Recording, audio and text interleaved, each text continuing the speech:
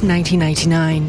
Thousands of refugees were ejected from their homes in East Timor following the violence that ensued over the United Nations-sponsored referendum to end Indonesia's 24-year occupation. In the middle of the chaos, 53-year-old Budi Sohardi, a pilot with Singapore Airlines, and his wife Peggy organized a relief drop. They navigated the conflict-ridden areas and delivered more than 40 tons of food and medical supplies to East Timor refugee camps.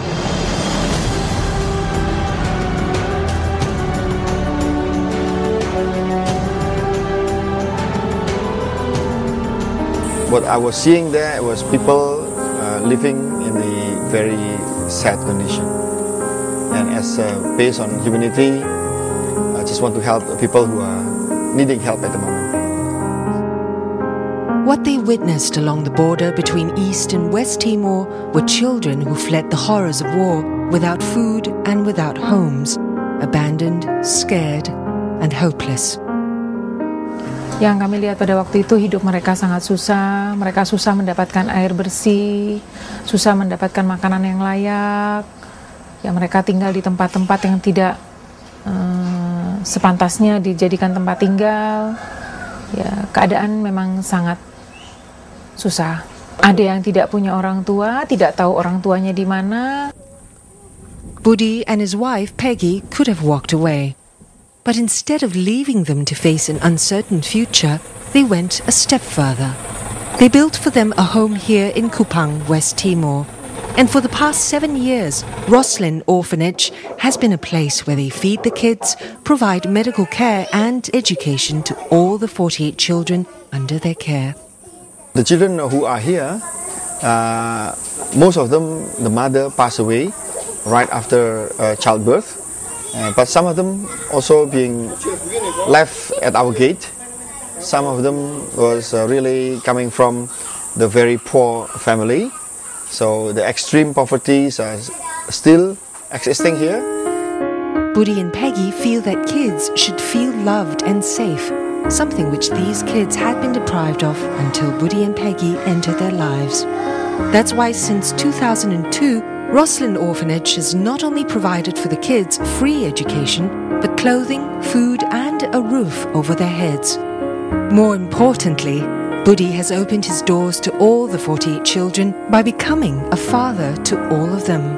To many parents, this is an extraordinary sacrifice that few people are prepared to make. I was there myself, and it's not nice to be poor, and it's a joy for us to be able to give somebody a hope, a smile, a place to live, and some decency on their living.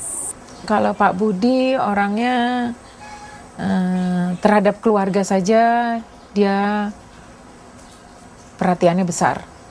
Sampai-sampai kadang-kadang dia lupa terhadap dirinya sendiri. Ya. Dia penyayang, sabar orangnya, ramah orangnya, ya, dan untuk berbuat sesuatu pada orang atau membuat orang itu senang, dia bahagia. Jadi dia juga datang bukan dari keluarga orang punya, sehingga dia tahu betul bahwa susah itu tidak enak. Jadi dia ingin membahagiakan orang lain. The most astounding part of Budi and Peggy's journey is that they've done it almost all on their own, funded by Budi's salary as a pilot. My wife and I will come to our age whereby we think that we can only eat maybe twice a day. 2 plates more than enough. So we have some to share. Why not? So yes, we are focusing on education, but in terms of food, clothing, and many other things, they can come later. But for education, we want to make sure that they can do their studies and reach their optimum in terms of their ability to study. Saya bangga sekali sama suami saya karena dia juga orang yang tidak pernah mengeluh mengenai apa yang dikeluarkan selama ini untuk menjamin panti ini. Ya, mungkin dia juga di dalam hati kecil dia juga mungkin dia kepengen punya sesuatu tapi selalu dia tunda. Jadi apa yang kebutuhan di sini dinomorsatukan oleh dia. Jadi kalau memang ada teman yang nyumbang kita, di dalam 1 bulan itu ada teman yang nyumbang kita, ya syukur-syukur gaji kita bisa kita sisihkan lagi begitu. Jadi bukan penuh 100% setiap bulan, tidak. Teman-teman juga mempunyai hati yang mulia, kadang-kadang mereka berbagi pada kita. But to ensure that the children will not go hungry, Budi has opened up a rice plantation so that the orphanage can reach self-sufficiency in the supply of rice.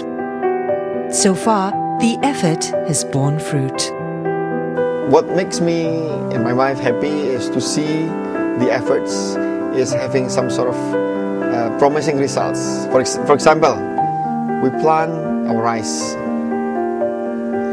and about 3 weeks time, when we can see the rice fields growing well, our hope is getting higher and higher, bigger and bigger.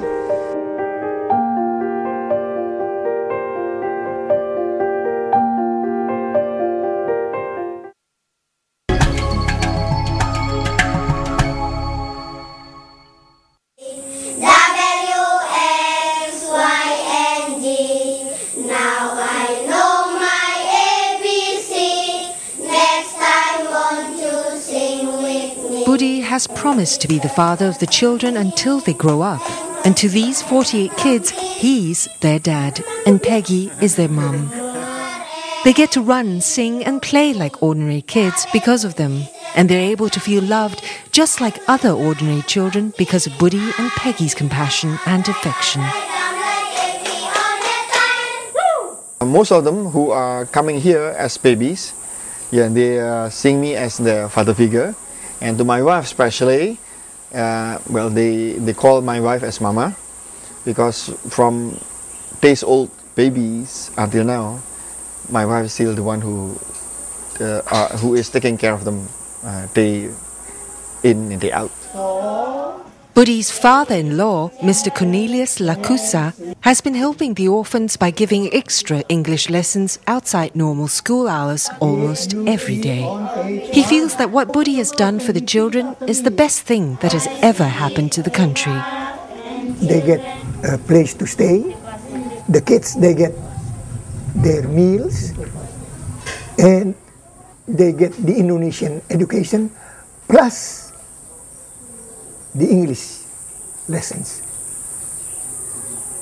Because in Indonesia, if you are not able to speak English when you are an adult, you will get the trouble how to find a job. So far, this is the best way to educate Indonesian people. But taking care of 48 children is not an easy task. That's the reason why they've been taught to be independent. The older ones will have to shoulder the extra responsibility in taking care of the younger ones.